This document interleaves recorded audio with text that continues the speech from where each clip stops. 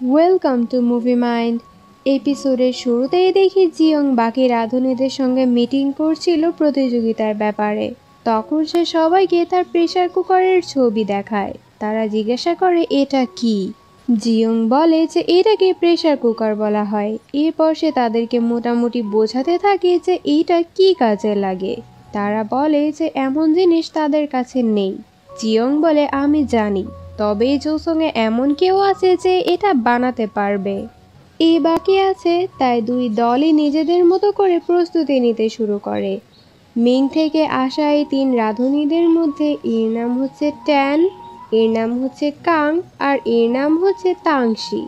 যাক, রাতের বেলা জিয়ং আবারও রাঁধুনিদের সঙ্গে যখন মিটিং করছিল, আমরা দেখতে পাই কেউ লুকিয়ে লুকিয়ে তাদের কথা শুনছে, যেটা আমাদের ইউনহি ছাড়া আর কেউ না। আর জিয়ংও তাকে দেখে ফেলে। এরপর সে বাইরে চেক করতে আসলে ইউনহি কোনো রকম লুকিয়ে বেঁচে যায়। পরদিন জিয়ং ইউনহির কাছে এসে বলে যে তাকে প্রাসাদ থেকে বাইরে যেতে হবে একটা প্রেসার কুকার বানাতে। ইউনহি জিজ্ঞাসা করে এটা আবার কি। জিয়ং বলে এটা রান্নার কাজে ব্যবহার হয়, আর এই স্যুপ বানানোর জন্য তার এই প্রেসার কুকারটা দরকার, না হলে সে ওই দলকে হারাতে পারবে না। ইউনহি বলে এমন কোনো জিনিস তাদের কাছে নেই। জিয়ং বলে এই জন্য তো আমি বাইরে যেতে চাচ্ছি। বাইরে ইয়ংশিল নামের একজন লোক আছে যে এটা বানাতে আমাকে সাহায্য করতে পারবে। মূলত জিয়ং তো ভবিষ্যৎ থেকে এসেছে, তাই সে হিস্ট্রিতে পড়েছিল যে ইয়ংশিল নামের একটা লোক ছিল জোসং পিরিয়ডে যে অনেক কিছু তৈরি করতে পারত, আর এই কারণেই সে তার কাছে যাওয়ার চেষ্টা করছে যেন সে প্রেসার কুকার বানিয়ে দিতে পারে। ইউনহি বলে কিন্তু ইয়ংশিল তো অনেক আগেই মারা গিয়েছে। এটা শুনে তো জিয়ং ঘাবড়ে যায়, এবার কি হবে। তখন মন্ত্রী বলে ওঠে ইয়ংশিল মারা গেলেও তার একজন বংশধর যার নাম চুনসেং সে এখনো আছে, আর সে এরকম উদ্ভট জিনিস বানায়। জিয়ং বলে ওঠে তাহলে তো আমার তার সঙ্গে দেখা করতেই হবে। তাছাড়া রান্নার জন্য আমার বাজার থেকে আরো কয়েকটা জিনিসও কিনতে হবে। ইউনহি খুশি খুশি বলে তাহলে আমারও তো তোমার সঙ্গে যেতেই হবে। মন্ত্রী বলে ওঠে না না, আপনি যেতে পারবেন না।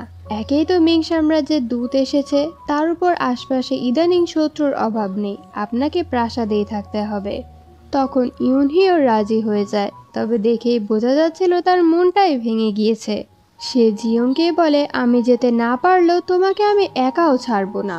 পরের সিনে দেখি যে জিয়ং আর সংজে রেডি হয়ে যায় চুনসেং এর সঙ্গে দেখা করতে যেতে।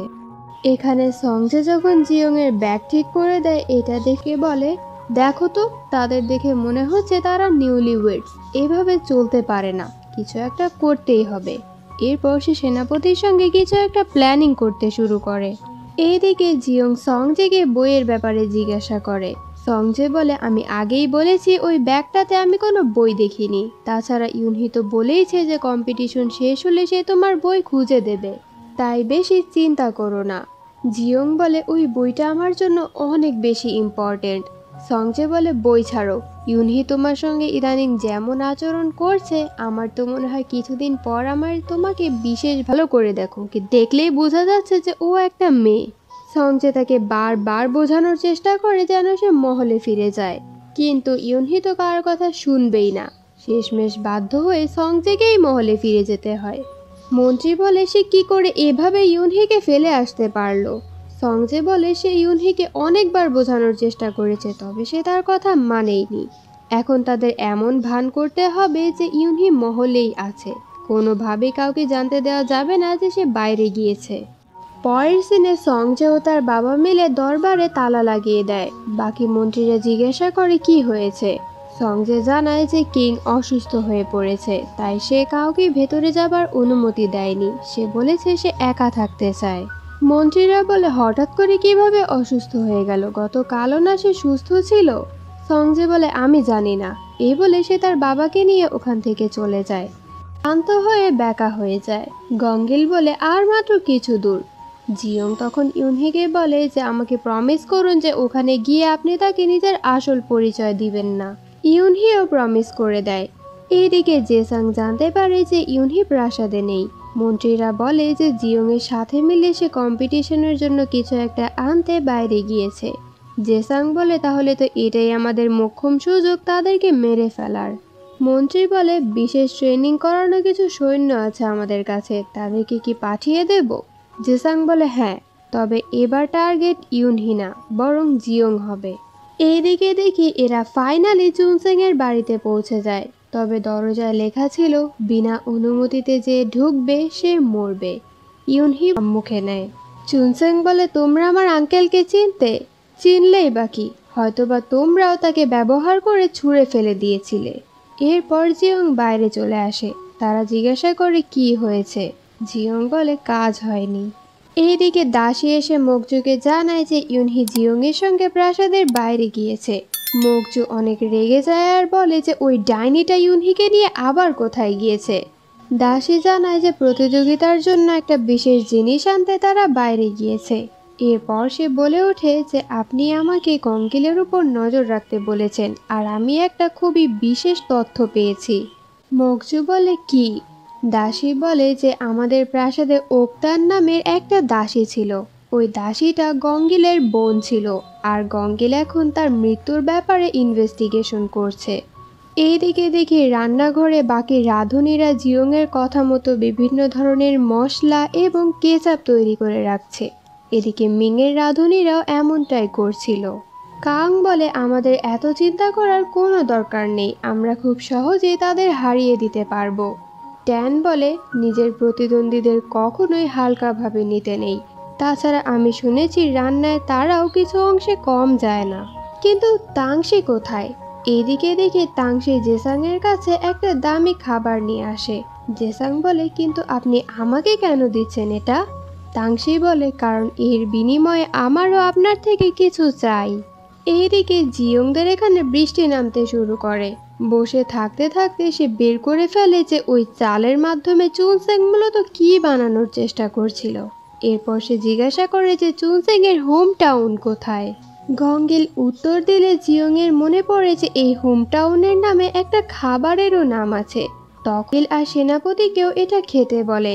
তারা দুইজন খেয়ে তো একেবারে চমকে যায়। তাদের এমন রিয়াকশন দেখে চুনসেংও আর থাকতে পারে না, আর সেও খেতে শুরু করে। চুনসেং তো এটা খেয়ে একেবারে মুগ্ধ হয়ে যায় আর বলে যে শেষবার সে এটা খেয়েছিল যখন সে ছোট ছিল এবং তার গ্রামের বাড়িতে ছিল। তখন জিয়ং বলে ওঠে, আপনি না বলেছিলেন যে আমরা আপনার আঙ্কেলকে ব্যবহার করে তারপর ছুঁড়ে ফেলে দিয়েছি? কিন্তু ব্যাপারটা বলে, তাহলে আমরা গিয়ে খাবার কিছু জোগাড় করে আনি। এইদিকে দেখে তাংশি তার খাবারের মাঝে একটা বিশেষ মশলা দেয়। কাং জিজ্ঞাসা করে যে এটা কি। তাংশি বলে যে সে এটার ব্যাপারে এই জোসংয়ে এসে শুনেছে, আর এটা নাকি খাবারকে অনেক সুস্বাদু করে তোলে। কাং বলে তাদের এমন কিছু ব্যবহার করা উচিত না যেটার ব্যাপারে তারা জানে না। তাংশি বলে যে প্রথম কম্পিটিশনের রান্না তাকেই করতে হবে, তাই যেন তারা তার উপর ভরসা রাখে। তাংশি তাদের জিতেই দেখাবে। তখন পরে ওখান থেকে পালাতে শুরু করে। রাস্তায় সেনাপতি বলে যে আপনারা এগিয়ে যান, শত্রুদের আমি থামাচ্ছি। এইভাবে সে তাদের সঙ্গে লড়াই করতে শুরু করে, তবে সে অনেকটা ঘায়েল হয়ে যায়। আবার কিছু দূর এসে গঙ্গিল বলে যে আপনারা সামনে যান, আমি শত্রুদের দেখছি। তবে গঙ্গিলের সঙ্গে লড়াই করার সময় শত্রুরা দেখে ফেলে যে জিয়ংরা কোন দিকে যাচ্ছে, তাই তারা কোনো রকমে গঙ্গিলকে মেরে ওই দিকে যেতে শুরু করে। তারা সবাই জিয়ংকে মারার চেষ্টা করছিল, আর ইউনহি তাদের আটকাচ্ছিল। এইভাবে ইউনহির হাতে কেটে যায়। এটা দেখে তো জিয়ং চিল্লাতে শুরু করে। একটা সোলজার ইউনহিকে মারতেই যাবে, তখনই সেখানে সংজে চলে আসে আর তার দিকে তীর ছোড়ে। বেঁচে থাকা একমাত্র সোলজারটা যখন দেখতে পায় যে রাজার সৈন্যরা চলে এসেছে, তখন সে নিজেই নিজেকে মেরে ফেলে। আর এটা দেখে ভয়ে এটা তখনও তার সাথেই ছিল। জিয়ং বলে ওঠে যে কম্পিটিশন আগামীকালকে, আমাদের এখনই প্রাসাদে পৌঁছাতে হবে। ইউনহি বলে, ঢাকনা? জিয়ং বলে, চুনসেং কথা দিয়েছে যে সে এই ঢাকনা প্রাসাদে পৌঁছে দেবে, তাই এখন তাড়াতাড়ি চলুন। এইদিকে জেসাং যখন জানতে পারে যে তাদের মিশন ফেল হয়েছে, সে তো অনেক বেশি রেগে যায়। পরদিন সবাই কম্পিটিশনের জন্য তৈরি হয়ে যায়, তবে সেখানে জিয়ং আর ইউনহি ছিল না। এইদিকে এরা দুইজন তখনও ঘোড়ায় করে প্রাসাদের দিকে আসছিল। জিয়ং অনেকটা অসুস্থ ছিল। ইউনহি বলে, আমাকে ক্ষমা করে দিও, এই সমস্ত আক্রমণ আমার জন্যই হয়েছে। জিয়ং বলে, না না, এগুলো তোমার জন্য হয়নি। আর তাছাড়াও আমাকে বাঁচানোর জন্য তুমি যখন লড়াই করছিলে তোমাকে দেখতে অনেক ভালো লাগছিল। এবার চলো, নয়তো আমরা আরও লেট হয়ে যাব। এইদিকে ইউকুন আর জেসান তো অনেক খুশি ছিল। জিয়ং যেহেতু নেই তাহলে কম্পিটিশনে খুব সহজে তারাই জিতে যাবে। ইউকুন বলে, আমাদের এবার কম্পিটিশন শুরু করা উচিত। তখন ট্যান বাধা দিয়ে বলে যে এমনটা করা ঠিক হবে না। জোসংয়ের বিশেষ ঘড়ি অনুযায়ী আমরা তাদের জন্য 13 প্রহর পর্যন্ত অপেক্ষা করেছি, আরও 2 প্রহর অপেক্ষা করেই নেই। তখন ইউকুনও রাজি হয়ে যায়। অনেক সময় পার হয়ে যায় এবং এরপর আবারও সবাই কম্পিটিশনের জন্য রেডি হয়ে যায়। সং যে সবার কাছে ক্ষমা চায় এতটা দেরি হবার জন্য। এরপর ফাইনালি কম্পিটিশন শুরু হয়। আজকের টাস্ক ছিল মাংসের এমন একটা রেসিপি তৈরি করা যেটা এর আগে কেউ দেখেনি। সেই অনুযায়ী 2 দল কাজ শুরু করে দেয়। জিয়ং তার দলের প্রত্যেক রাঁধুনিদের বুঝিয়ে বুঝিয়ে দিচ্ছিল আর তারা রান্না করছিল। তবে জিয়ংয়ের নিজের কাজ করতে একটু অসুবিধা হচ্ছিল কারণ সে হাতে ব্যথা পেয়েছে। কিন্তু তার জন্য তো এই প্রতিযোগিতাটা সবচেয়ে বেশি ইম্পর্টেন্ট ছিল। এই জন্য সে এই ব্যথা ভুলে গিয়ে কাজ করতে শুরু করে। তখন সে দেখতে পায় ট্যান আর কাং দুজনে মিলে রান্না করছে। সে ভাবতে থাকে এরা দুজন মিলেই কি মেইন ডিশ তৈরি করবে, এদের সঙ্গে আমি কি পারবো। একটু পরে তাংশিও সামনে চলে আসে রান্না করতে। এটা দেখে তো জিয়ংয়ের মনোযোগ আবারও সরে যায়। সে ভাবতে থাকে এরা 3 জন মেইন রাঁধুনি আর আমি একা, আমি কি আসলেও পারবো। যাই হোক, এরপরও সে কাজ করতে থাকে। এইভাবে প্রায় অর্ধেকটা কাজ সম্পন্ন হয়ে যায়। তখন সে তার এক রাঁধুনিকে চিলি পাউডার আনতে বলে। এটাই ছিল আজকের তাদের রান্নার স্পেশাল ইনগ্রেডিয়েন্ট। তোমাদের তো মনে থাকার কথা যে আগের এপিসোডগুলোতে আমরা জানতে পেরেছিলাম যে এই যুগের মানুষেরা মরিচকে বিষ মনে করত, তাই তারা খেত না এগুলো। তবে জিয়ং তো জানতো যে এটা খাবারের কাজে ব্যবহার হয়, তাই সে বাকি রাঁধুনিদের সঙ্গে মিলে এই মরিচকে শুকিয়ে একদম পাউডার বানিয়েছিল। আর তার প্ল্যান ছিল আজকের রান্নায় সে এটাই ব্যবহার করবে। তবে রাঁধুনিরা তো বলতে থাকে এর কাছে আছে অথবা ওর কাছে আছে, মানে কেউই চিলি পাউডারের খোঁজ দিতে পারছিল না। তখন একজন রাঁধুনি রান্নাঘর দিয়ে চেক করে এসে বলে যে চিলি পাউডার রান্নাঘরে নেই, কিন্তু গত রাত পর্যন্তও তো সেটা ওখানেই ছিল, তাহলে এখন গেল কোথায়। এটা শুনে তো জিয়ং চিন্তায় পড়ে যায়। এবার কি হবে। সে আজকের যে রেসিপিটা রান্না করেছে সেটা সেই চিলি পাউডার ছাড়া কমপ্লিট করতেই পারবে না। এখন তাদের নতুন রেসিপি বানাতে হবে, কিন্তু সময় তো অর্ধেক পার হয়ে গিয়েছে। তখন সে ভাবতে ভাবতে বের করে ফেলে যে অল্প সময়ের মধ্যে আরেকটা কি রেসিপি তৈরি করা যায়। এক রাঁধুনিকে সে রাইস ওয়াইন আনতে বলে। এরপর ওয়াইন চলে আসলে সেই সমস্ত ওয়াইন মাংসের মাঝে দিয়ে দেয়। এটা দেখে তো কিছু মানুষ তার উপর হাসাহাসি করতে থাকে আর কিছু মানুষ তার উপর ভরসা করেই বসে থাকে। ট্যান ঘ্রাণ শুকে বুঝতে পারে যে এটা রাইস ওয়াইন। সেও অনেক বেশি কিউরিয়াস হয়ে যায় যে রাইস ওয়াইন আর মাংস দিয়ে জিয়ং কি এমন বানাবে আজকে। জিয়ংয়ে এমন কাণ্ড দেখে ইউকুনও তাকে তুচ্ছ করতে থাকে আর নিজের রাঁধুনিদের প্রশংসা করতে থাকে। তখন ইউনহি তাকে ওই কথাটাই বলে যেটা সে তার দাদিকে বলেছিল, যে পানিকে দূর থেকে দেখলে বোঝা যায় না যে ওটা কতটা গভীর। যাই হোক, সময় পার হতে থাকে আর রান্না প্রায় শেষের পথে চলে আসে। তখন তাংশি তার কাছ থেকে সে চিলি পাউডার বের করে আর ওটা তার ডিশের মাঝে দেয়। বাতাসের কারণে এই পাউডার চারদিকে ছড়িয়ে পড়ে আর সবাই কাশতে শুরু করে। এতে জিয়ং বুঝতে পারে যে তাংশি চিলি পাউডার ইউজ করছে, কিন্তু সে এটা পেল কোথায়। যাই হোক, সময় শেষ হয়ে যায় আর দুজনের রান্নাও একদম তৈরি হয়ে যায়। প্রথমে জিয়ংয়ের খাবার টেস্ট করা হয় আর প্রত্যেকবারের মতোই এটা এতটাই ইয়ামি হয় যে এই দুইজন খেতে খেতে একদম অন্য দুনিয়ায় পৌঁছে যায়। খাবার অলমোস্ট খেয়ে ফেলার পরেই শয়তান ইউকুন বলে যে এটা তো নতুন কোনো খাবার না, তার মনে হচ্ছে এর আগেও সে কোথাও এই খাবারটা খেয়েছে। জিয়ং বলে এটা সম্ভবই না, কারণ এই যুগ তো ছাড়ুন, ভবিষ্যতের যুগেও এই খাবারটা এক্সিস্টই করে না। সে মূলত এই খাবারের রেসিপিটা একটা ফ্রেঞ্চ কার্টুনে দেখেছিল, যেখানে মা তার বাচ্চার জন্য এই খাবারটা রান্না করেছিল। ছোটবেলায় যখনই তার নিজের মায়ের কথা মনে পড়তো, তখনই সে বারবার করে এই কার্টুনটা দেখতো। এটা শুনে ইউনহি ইমোশনাল হয়ে যায়, কারণ তারও নিজের মায়ের কথা মনে পড়ে গিয়েছিল। এবার তাংশির পালা আসে। সে যখন তার ডিশের নাম বলে, এটা শুনে তো জিয়ং অবাক হয়ে যায়। ইতিহাসের এই সময় পর্যন্ত এই ডিশটা এখনো আবিষ্কারই হয়নি। তার মানে তাংশিই প্রথম যে এই খাবারটা রান্না করেছিল। যাই হোক, এটা খেয়ে তো তাদের কাছে অনেক বেশি ঝাল লাগে, পাশাপাশি এটা অনেক টেস্টিও ছিল। এই দুইজন তো খাওয়া থামাতেই পারছিল না। তখন তাংশি বলে যে এটার মাঝে সে একটা নতুন জিনিস দিয়েছে, যার নাম সে দিয়েছে রেড অয়েল। জিয়ং ভাবে, রেড অয়েল? এই রেড অয়েল তো চিলি পাউডার ছাড়া বানানো সম্ভবই না। তার মানে তাংশিকে আমাদের চিলি পাউডার চুরি করেছে। এর মাঝে ইউকুন আর ইউনহি তাদের রেজাল্ট দিয়ে দেয়। যখনই এটা অ্যানাউন্স করা হবে, তখনই জিয়ং সবাইকে থামিয়ে বলে যে তার প্রথমে তাংশির ডিশটা চেক করে দেখতে হবে। এটা শুনে তো ইউকুন ভড়কে যায়, তবে ইউনহি জিজ্ঞাসা করে যে সমস্যা কি। জিয়ং বলে যে তাংশি যে চিলি পাউডারের কথা বলল, সেটা নিয়ে তার একটু সন্দেহ আছে, তাই দয়া করে তাকে যেন এটা খাওয়ার অনুমতি দেয়া হয়।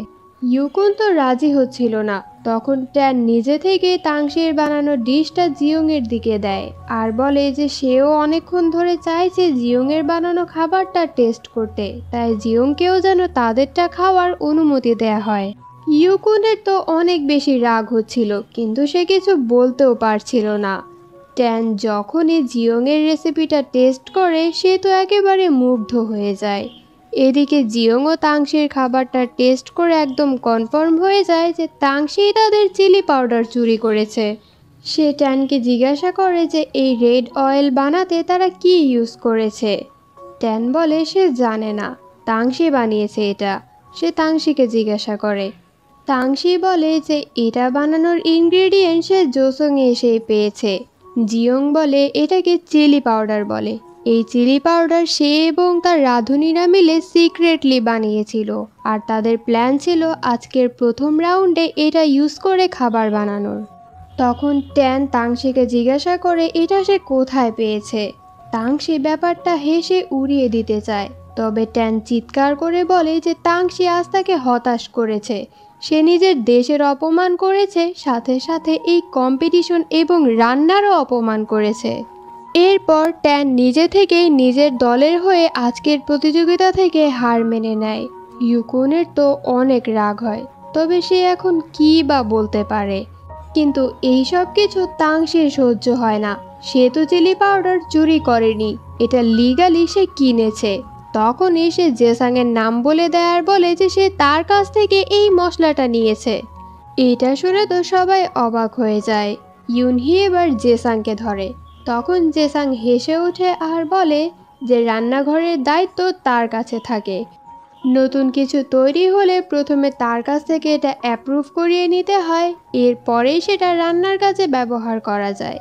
তাছাড়া কিছুদিন আগেই সে শুনেছিল যে তাদের রয়্যাল কুক মরিচ দিয়ে কিছু তৈরি করার চেষ্টা করছে, আর মরিচকে যেহেতু তারা ক্ষতিকর মনে করে, তাই সে এটা তাদের রান্নাঘরে রাখেনি, কারণ এই প্রাসাদের সবার স্বাস্থ্যের খেয়াল তো তারই রাখতে হয়। তবে যেহেতু মরিচ রয়্যাল কুকের হাতে উঠেছিল, তার মানে নিশ্চয়ই এটা ক্ষতিকর কিছু ছিল না, এই জন্য সে এটা বিক্রি করে দিয়েছে। তাছাড়া তাংশি প্রথমে তার কাছে এসেছিল দামি কিছু খাবার নিয়ে, যার বিনিময়ে সে এটা বিক্রি করেছে। তাছাড়া জিয়ং যদি তাকে আগে থেকেই বলে রাখতো যে এটা বিশেষ একটা মশলা, তাহলে সে তো এটা বিক্রিই করতো না। মানে এই বেয়াদবটা পুরো পরিবেশটাই পাল্টে দিয়েছে, আর এখন সব দোষ গিয়ে পড়েছে জিয়ংয়েরই ঘাড়ে।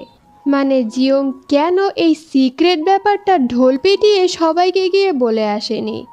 তবে ট্যান তো বুঝতেই পারছিল যে এটা তাংশিরই ভুল ছিল, কারণ তাংশি হয়তো আগে থেকেই এই চিলি পাউডারের ব্যাপারে জানতে পেরেছিল আর সে এটা কিনে নিয়েছিল।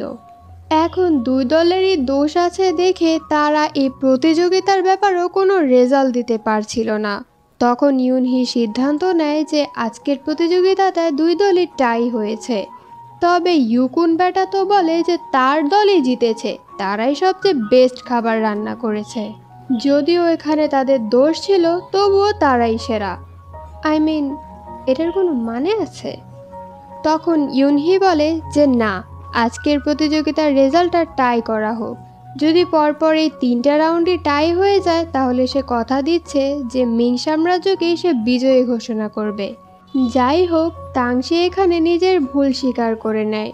তখন জিওংও বলে যে তারও উচিত ছিল তাদের চিলি পাউডারের উপর বিশেষ খেয়াল রাখা। এবার আগামীকালকের রাউন্ডে তাদের দুজনকেই একে অপরের রাজ্যের একটা ডিশ তৈরি করতে হবে। জিওং বলে কালকের রাউন্ড তো আমরাই জিতব। তবে রাতের বেলায় ভাবতে থাকে, বলে তো আসলাম, কিন্তু কালকে যে কি রান্না করব তাই তো এখনো ঠিক করতে পারলাম না। এইদিকে ইউনহি জেসাংয়ের উপর অনেক রাগ দেখাতে থাকে। তখন জেসাংও কান্না করতে করতে বলে যে সে এই দেশের ভালো চায়, সে বুঝতে পারেনি এমন কিছু হয়ে যাবে। এই বলে কোনো মতে সে ওখান থেকে পালায়। এইদিকে মোকজু এক রাঁধুনি মেগানকে ডেকে পাঠায় আর তাকে বলে যে কালকের রাউন্ডে তোমাদের যে কোনো মূল্যেই হারতে হবে। মেগান বলে এটা করলে তো আমাদের দেশ হুমকির মুখে পড়ে যাবে। তখন মোকজু তাকে তার মাকে নিয়ে হুমকি দেয়। পরদিন কম্পিটিশন শুরু হয়ে যায়। দুই দলই নিজেদের মতো করে কাজ করছিল। তবে মেগান তো একদম দ্বিধায় পড়ে গিয়েছিল। এবার সে কি করবে, দেশকে বাঁচাবে না মাকে বাঁচাবে? তখন সে ইচ্ছা করে নিজের হাত কেটে কম্পিটিশন থেকেই বের হয়ে যায়। জিয়ংও তাকে কিছু বলে না। ফ্ল্যাশব্যাকে দেখতে পায় মেগান আগে থেকে জিয়ংকে এ ব্যাপারে বলে দিয়েছিল যে সে কম্পিটিশনে থাকলে তারা জিততে পারবে না।